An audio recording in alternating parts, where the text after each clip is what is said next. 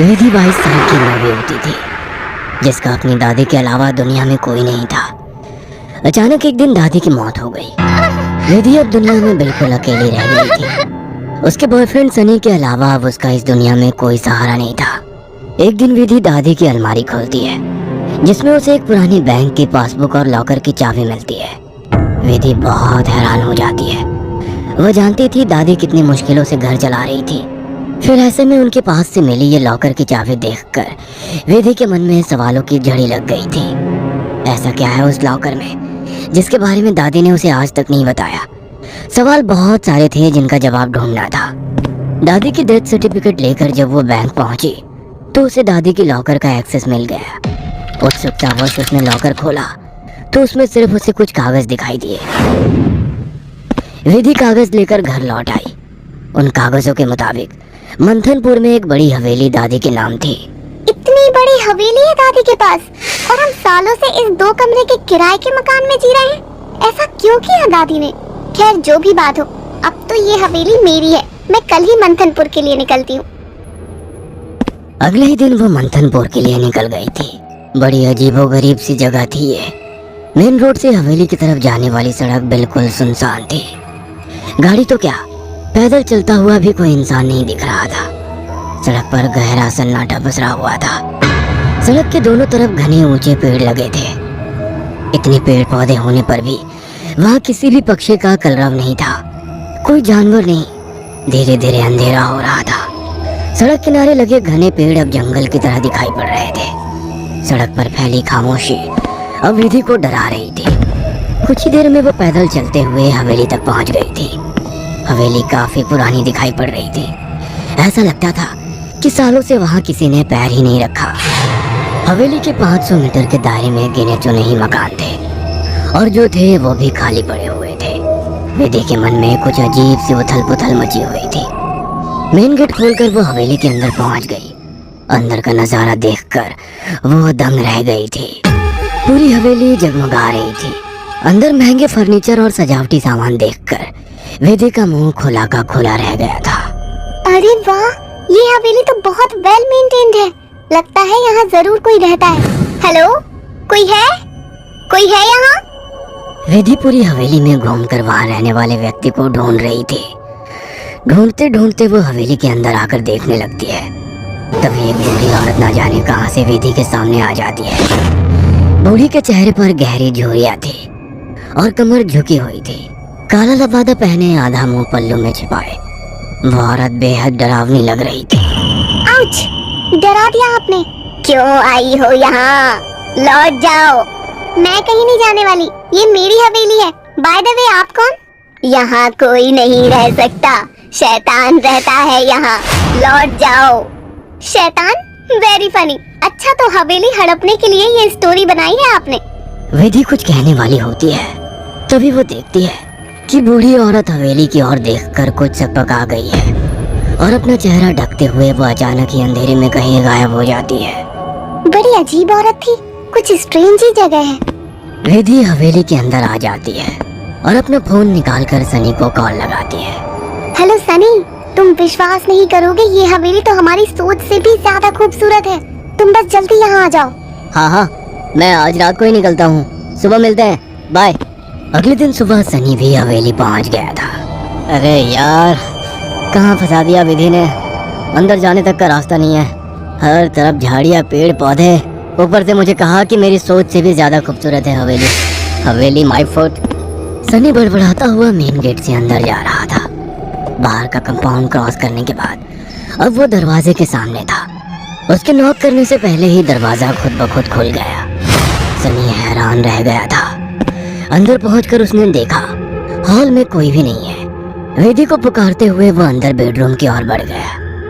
Bedroom के अंदर का नजारा देखकर सनी ने दांतों तले उंगलियां दबा ली। विधि अंदर बेड पर बैठी हुई थी। उसके लंबे बाल खुले हुए थे और उसके चेहरे को ढके हुए थे। बालों के बीच से उसकी लाल खून आंखें दिखाई पड़ रही थी। दोनों हाथ और पैरों की मदद से वो बेड पर ऐसे बैठी हुई थी मानो कोई जानवर हो। उसकी खूबसूरती गुलाबी त्वचा जगह जगह से कटी थी और सफेद पड़ गई थी। विधि को देखकर सनी जोर से चिल्लाया, विधि, ये क्या हो गया तुम्हें? सनी की बात सुनकर विधि ने डरावने अंदाज में गर्दन टेढ़ी की। अब उसके चेहरे पर से कुछ बाल हट गए थे। वह भयानक आवाज के साथ हंसने लगी। उसके मुंह से किसी जानवर की तरह लार गिर रही थी। अचानक ही वह पूरी ताकत से चिल्लाई। विधि के बाल हवा में उड़ रहे थे और चेहरा चीखते हुए और भी भयानक होता जा रहा था। काले बाल और सफेद पड़ चुकी आंखें आकार में बड़ी होती जा रही थी। सनी के अंदर और देख पाने की ताकत नहीं बची थी। अपनी पूरी ताकत लगाकर वो कमरे से बाहर की तरफ भागा। बाहर हवेली के दरवाजे तक पहुंचा ही था कि विधि की दर्द से भरी आवाज सुनाई पड़ी। सनी, मुझे छोड़कर मत जाओ, मुझे बचा लो। सनी, ये मुझे नहीं छोड़ेगा। बहुत दर्द हो रहा है, बहुत दर्द हो रहा है। विधि जोर जोर से रो रही थी और सनी को रोकने के लिए बोल रही थी। विधि की ऐसी दर्द भरी आवाज सुनकर सनी तड़प उठा और दौड़कर उसके कमरे की तरफ वापस आ गया। ये सब क्या हो गया विधि? ये सब क्या हो गया? मैं क्या करूं, बोलो। बहुत भूख लगी है, तेरा खून पीना है। इतना कहकर विधि अजीब तरीके से मुस्कुराने लगती है और अपने हाथों और पैरों की मदद से जमीन पर रेंगते हुए सनी की ओर बढ़ती है। सनी बिजली सी तेजी दिखाकर कमरे से बाहर निकल आता है और कमरे का दरवाजा बाहर से बंद कर देता है। सनी की कुछ समझ नहीं आ रहा था। वह विधि की मदद करना चाहता था। उसे ऐसी हालत में छोड़ना उसे मौत के मुंह में धकेलने जैसा था। वह बाहर जाकर मदद मांगने का निर्णय लेता है और तुरंत बाहर निकल आता है। हवेली के अंदर दूर दूर तक केवल सन्नाटा छाया हुआ था। अंदर से रह रहकर विधि की दर्द भरी चीखें सुनाई दे रही थी। मदद की उम्मीद में सनी दौड़ते हुए आगे भागे जा रहा था। तभी उसकी नजर एक चर्च पर पड़ी। चर्च काफी जर्जर हालत में था।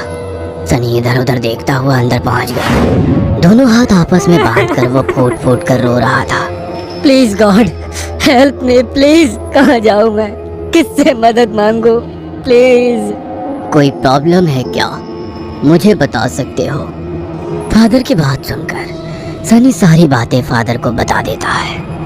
परेशान मत हो डियर, मैं तुम्हें हॉली वाटर दे रहा हूँ। जाकर अपनी गर्लफ्रेंड के ऊपर छिड़क देना। God bless. Sunny holy water लेकर हवेली लौट आया था। उसने विधि के रूम का दरवाजा खोला तो वो दीवारों पर चल रही थी। उसके मुंह से खून बह रहा था और वो जोर जोर से हंस रही थी। दरवाजा खुला देख उसने टेढ़ी सी नजर से सनी को देखा और दीवार से नीचे कूदकर उसकी ओर बढ़ने लगी। सही समय पर सनी ने हॉलिव के ऊपर छिड़क दिया। एक जोरदार चीख के साथ दूर जा गिरी और एक काला सा साया कमरे से बाहर की तरफ जाता हुआ दिखाई दिया। विधि, वो चला गया।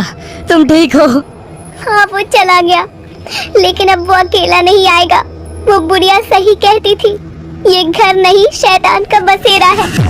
यहाँ एक नहीं 5 शैतानी ताकत है। जल्दी चलो विधि, हम यहाँ से दूर निकल जाएंगे।